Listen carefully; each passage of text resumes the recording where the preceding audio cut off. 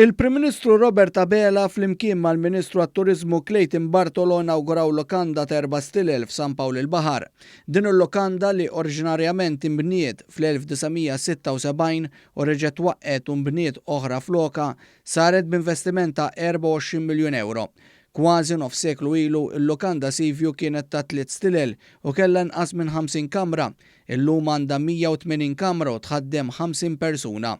Hija reġgħet fetħet għal klijenti mill-bidu ta' dan ix-xahar. Fi żjara li għamel il-Prim Ministru Robert Abela iddawwar mal-lokanda li għandha faċilitajiet mill-aqwa servizz tal-klijenti fosthom Infinity Pool, 3 ristoranti, gym u parkeġġ. Il-Prim Ministru Robert Abela kellu l-opportunità jisma' kif din il-lokanda għaddiet minn trasformazzjoni sħiħa tul dawn l-aħħar snin li ilha miftuħa.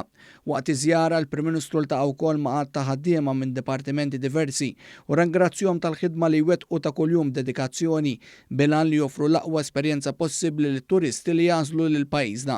Id-direttriċi tal-lokanda Josette Vella qalet li l-futur huwa wieħed mill-isbaħ u qiegħda tħares b'ottimiżmu għal ġejjieni. Pajjiżna wieħed mill-aqwa tal-Ewropa fil-Dipartiment tas-Saħħa u nirringrazzjaw il dan għax sal-bidu ta' din is-sena konna għandna maħniex ċerti jekk hux ħaniftħu jew le, imma l-fatt li tant qegħdin fuq ta' quddiem, it-turisti qed jiġu hawn kuntentissimi anke l-fatt li jridu jkunu vvaċċinati, jafu li ġejjin f'pajjiż fejn hawn in-nies vvaċċinati, allura prattikament iktar safe minn ħafna pajjiżi oħra.